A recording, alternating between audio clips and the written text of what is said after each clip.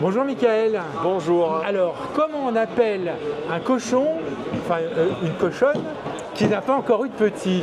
Alors, les femelles reproductrices qui n'ont pas encore été mises à la reproduction s'appellent les cochettes. Et elles deviennent après des truies à partir du moment où elles ont déjà reproduit pour une fois. Alors, vous représentez une coopérative qui s'appelle l'Écusson Noir. Alors, on est dans le Limousin, on est dans l'antre de la vache limousine, et vous, ce sont des porcs cul noir. Quelles sont leurs spécificités? Tout à fait. Alors, c'est un porc qui déjà de souche est originaire de cette souche ibérique. Donc, ce sont des porcs qui sont particulièrement adaptés à de l'élevage dehors et en méthode extensive. Donc, on va être sur des porcs qui vont aller sur des parcours extérieurs avec de la prairie et du sous-bois. Et qui a la particularité aussi de faire plus de gras que du porc on va dire standard et particulièrement adapté à tout ce qui va tourner autour de la salaison. Alors, vous avez du jambon. Qu'est-ce qu'il a de particulier par rapport à un autre jambon Alors, déjà c'est un jambon où on a plus de gras que sur du porc classique. Donc, ce qui fait qu'on va avoir plus de goût dans le jambon. Donc, le fait qu'il soit élevé longtemps et en plein air, on va être sur un cochon qui va aussi être un jambon qui va être plus rouge sur la partie maigre. Oui, parce qu'il est très foncé. Et du coup, on retrouve ces marqueurs-là. Et après, ce sont la génétique et le mode d'élevage qui font qu'on va pouvoir le faire sécher pendant longtemps. Et là, ce sont des jambons qui ont 24 mois d'affinage qu'on présente. Et où du coup, on va vraiment retrouver une texture vraiment fondante et moelleuse qui fait qu'on a vraiment des saveurs vraiment très très différentes du jambon standard, même label rouge, qu'on va pouvoir retrouver. Alors, c'est une partie, parce que là on parle, donc on ne peut pas goûter, on est sur l'image. Une saveur particulière, elle a un goût là c'est les photos, ils sont sous des marronniers, des chênes. Châtaigniers pour la plupart. Ouais. Mais en fait, le produit qu'on associe souvent quand on fait déguster le jambon, notamment dans le gras, c'est un parfum de noisette.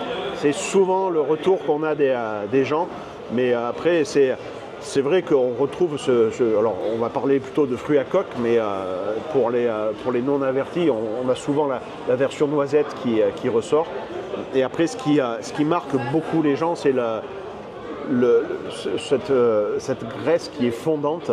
Et en fait, on explique aux gens avec ce jambon-là, parce que c'est un jambon qui est plus cher que la moyenne, donc il faut vendre aussi le savoir-faire avec. Et quand on explique aux gens donc de le mettre en bouche, de le laisser monter en température, de mastiquer longtemps et du coup de faire travailler toute la salive, et là du coup les gens ont une expérience différente du jambon sous cellophane qu'on peut acheter n'importe où, quoi. Et alors, c'est bête, quand on les abat, elles font quel poids? Alors, on est sur des animaux qui sont abattus à partir de 14 mois d'âge et qui vont faire entre 120 et 140 kg de carcasse. Ça correspond à 160 à 180 kg vifs. Merci pour... Et on les trouve dans les champs, donc on peut... Ah oui, c'est comme les champs où on a des vaches, on peut avoir des porcs. Tout à fait, et même souvent, nos éleveurs ne sont pas qu'éleveurs de porcs, ils ont souvent à côté des vaches limousines ou des brebis, et on est vraiment sur des ateliers de diversification avec le porc cul noir. Et tout à l'heure, vous me disiez qu'on les avait en sous-bois. Le sous-bois, ils se nourrissent plus de feuilles et de fruits. Alors, en fait, on préconise des parcours mixtes où ils vont pouvoir pâturer et aussi avoir la protection de la forêt. Et puis après, ils vont bénéficier aussi de tous les fruits de la forêt à l'automne. Donc là, tout de suite, à l'époque où on est là, avec les glands et les châtaignes qu'ils ont, le moyen de les attraper, en fait, c'est à la gamelle. Donc on a un parc qui est en général fermé pour les alimenter. Donc quand ils viennent se nourrir, on ferme et on les attrape ici. Là, tout de suite, quand ils ont beaucoup de glands et de châtaignes, ils ne viennent pas forcément toujours à la gamelle. Et l'été, ils broutent de l'herbe.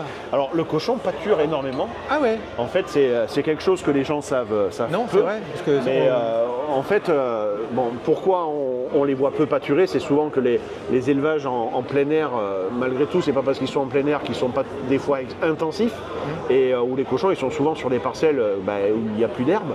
Donc effectivement, ils retournent la terre mais ils ne trouvent rien à bouffer, alors que là, ils vont pâturer l'herbe, et du coup, en pâturant l'herbe, ils vont absorber aussi tous les petits micro-organismes qu'il peut y avoir, tous les escargots, tout ça, qui vont apporter de l'eau à notre moulin de nous derrière pour faire des jambons secs, puisqu'on a besoin d'acides gras mono et polyinsaturés qu'il va retrouver justement par la pâture et par l'alimentation qu'on va lui apporter.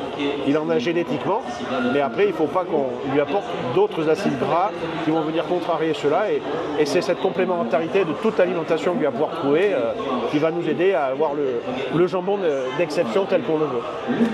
Merci pour ce voyage dans le port Cunoir avec la coopérative Écusson Noir.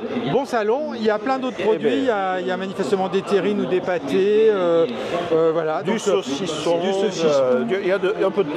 Il y a un peu de tout. Venez jusqu'à lundi soir sur les journées limousines à Limoges, en plein centre. Voilà. Merci. Merci.